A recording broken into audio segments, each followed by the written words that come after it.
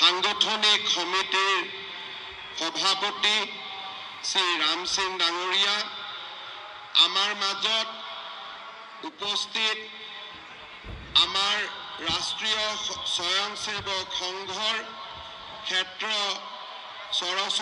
ক্ষেত্ৰ সংঘচালক ডক্টৰ উমেশ চক্ৰৱৰ্তী ডাঙৰীয়া, প্ৰান্ত সংঘচালক ডক্টৰ ভূপেশ চন্দ্ৰ শৰ্মা ডাঙৰীয়া, ক্ষেত্ৰ প্ৰচাৰক বশিষ্ঠ দুজৰ বৰুৱা ডাঙৰীয়া, আজি আমাৰ কণমানি শিশুসকলক বিশেষভাৱে আশীৰ্বাদ দিবলৈ ইয়াত উপস্থিত হোৱা সত্ৰাধিকাৰ প্ৰভু ঈশ্বৰসকল, সন্ত মহাত্মা সকলোকে মই প্ৰণাম জনাইছোঁ আৰু उपस्थित सुधीबृंद।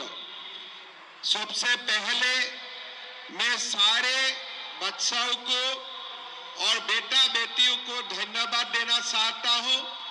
आप लोगों का प्रदर्शन इस बार सुपर हुआ है, A1 हुआ है।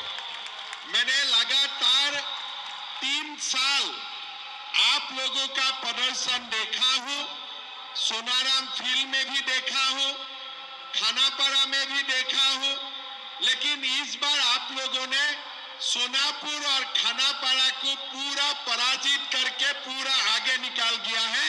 बहुत अच्छा प्रदर्शन हुआ है। मैं पूरे बच्चों को धन्यवाद देता हूं, मेरा बेटा बेटियों को मैं अभिनंदन करता हूं। साथ में आप लोगों का पिता और माताओं को भी मैं बहुत बहुत धन्यवाद देता हूं कि सारे पिता और माताओं ने आप लोगों को उत्साह दिया ये अनुष्ठान के लिए। और आज स्टेडियम में जो भी पिता माता उपस्थित हैं या तो घर में है, सबको मैं प्रणाम करता हूं, सबको मैं बहुत बहुत धन्यवाद देना चाहूंगा।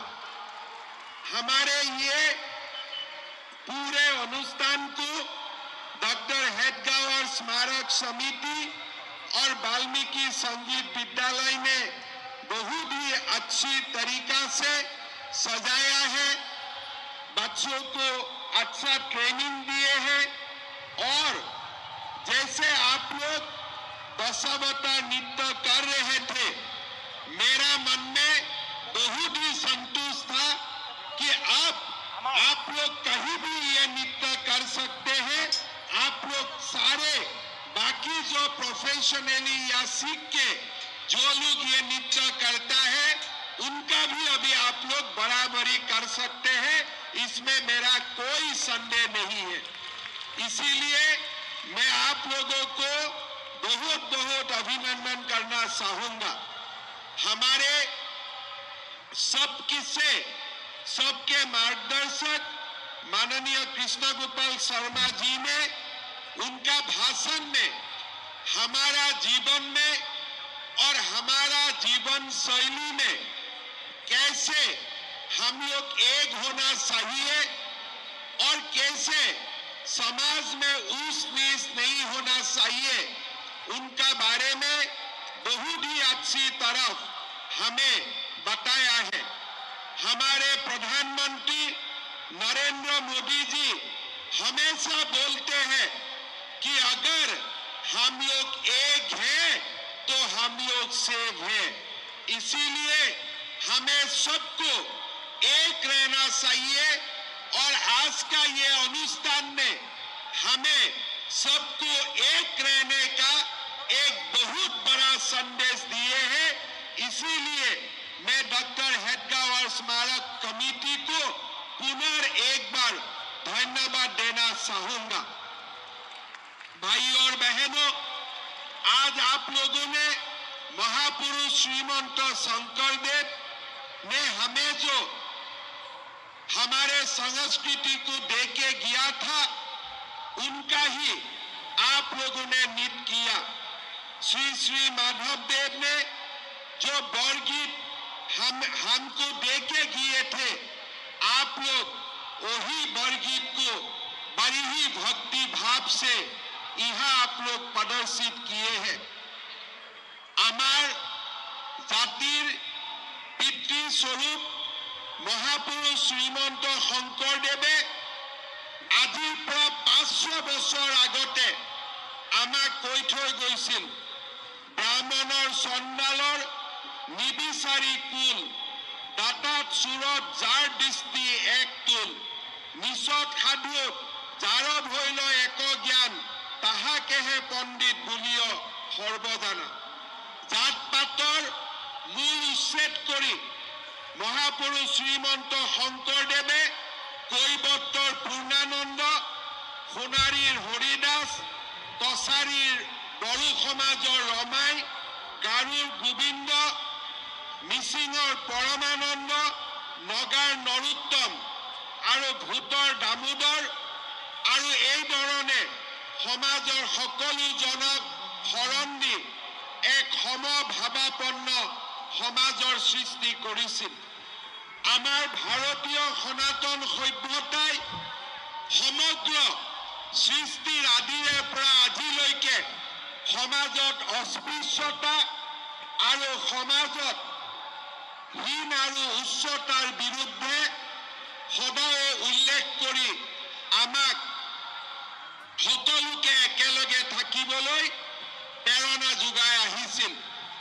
ভাৰতবৰ্ষৰ আদিমতম গ্ৰন্থ আৰু আমাৰ সকলোৰে পূজ্য ঋগ্বেদত কোৱা হৈছে, পুমান সহ পৰিপাটো বিশ্বতঃ, অৰ্থাৎ অলপতে জন্মা শিশুটিক মাকে যেনেকৈ মৰম কৰে তেনেকৈ ইজনে সিজনক নিস্বাৰ্থভাৱে ভাল পাব লাগে। অস্পৃশ্যতাৰ বিৰুদ্ধে আৰু সমতাৰ হকে আমাৰ হিন্দু সমাজে উৰেটো জীৱন আমাক শিকাই আহিছে। ভাৰতবৰ্ষৰ সংস্কৃতি আৰু ভাৰতবৰ্ষৰ সভ্যতাই সকলোকে একেলগে থাকি একেলগে আগুৱাই যাবৰ বাবে প্ৰেৰণা যোগায়। আমাৰ সমাজত অস্পৃশ্যতা নিৰ্মূল কৰাৰ বাবে সাভাৰকাৰ ডাঙৰীয়াই নিৰন্তৰভাৱে কাম কৰিছিল। 1924 চনৰ পৰা 1937 চনলৈ ৰত্নগিৰিত বন্দিত্বৰ সময়ত হিন্দু সমাজৰ পৰা অস্পৃশ্যতা নিৰ্মূলৰ বাবে তেওঁ নিৰলসভাৱে কাম কৰিছিল।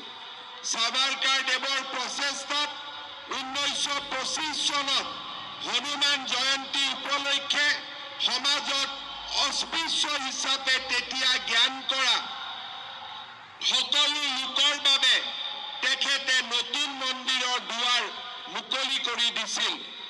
আমাৰ মাননীয় ডক্টৰ কৃষ্ণগোপাল শৰ্মা ডাঙৰীয়াই আমাক কৈ থৈ গৈছে, কেনেকে অযোধ্যাত ৰাম মন্দিৰ উদ্বোধনৰ সময়তো আমি সমগ্ৰ হিন্দু সমাজে আমাৰ ইতিহাসৰ এই গুৰুত্বপূৰ্ণ দিনটো কেনেকৈ একেলগে আমি পালন কৰিছিলো, কেনেকে আমি একেলগে গৌৰৱেৰে সেই দিনটো আমি পালন কৰিছিলো। মোৰ এতিয়াও মনত আছে, ৰাম মন্দিৰৰ যেতিয়া শুভ উদ্বোধন হৈছিলে সেই সময়ত আমি ভটাশিলত একেলগে আমাৰ হৰিজন কলনীত সেই শুভ উদ্বোধনৰ অনুষ্ঠান উপভোগ কৰিছিলো। আৰু সেই দিনটোত সকলোৰে মুখত আনন্দ আছিল, সকলোৰে মুখমণ্ডলত এক গৌৰৱৰ বহি প্ৰকাশ আছিল। ডক্টৰ ভীমৰাও আম্বেদকাৰে সমাজত অসমতা দূৰ কৰাৰ বাবে আপোচবিহীন সংগ্ৰামৰ নেতৃত্ব দিছিল। আৰু সেইবাবেই আজি ডক্টৰ ভীমৰাও আম্বেদকাৰৰ মহানিৰ্বাণৰ এই পুণ্য তিথিত আজি হেডগাঁৱৰ স্মাৰক সমিতিয়ে সমতাৰ চন্দ্ৰৰে জীৱনৰ জয়গান কাৰ্যসূচী পালন কৰিছে। মই আমাৰ শিশুসকলক, ছাত্ৰ ছাত্ৰীসকলক অনুৰোধ কৰিম, আৰু মই আগতেও কৈছো যে আমাৰ অসমত যিসকল সাফাই কৰ্মচাৰী আহিছে তেওঁলোক কোনোবা পাঞ্জাবৰ পৰা আহিছিলে, কোনোবা তেলেংগানাৰ পৰা আহিছিলে, কোনোবা অন্ধ্ৰ প্ৰদেশৰ পৰা আহিছিলে।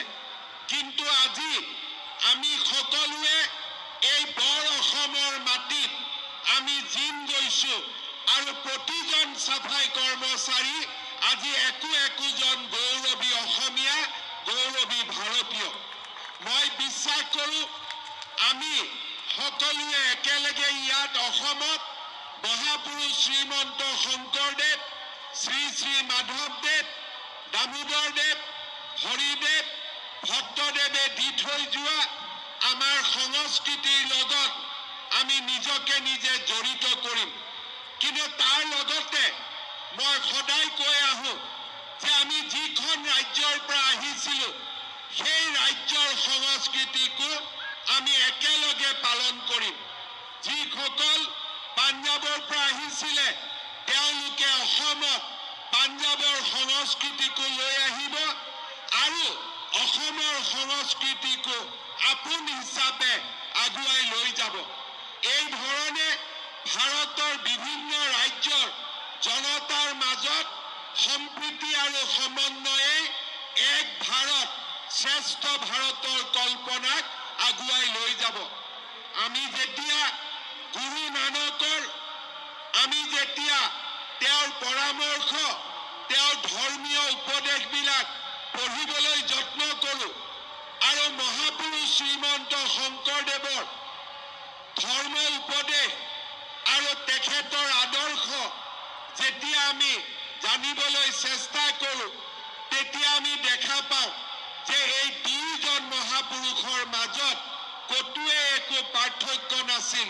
দুইজন মহাপুৰুষে সমতাৰ ছন্দেৰে জীৱনৰ জয়গান গাবলৈ প্ৰচেষ্টা কৰিছিল।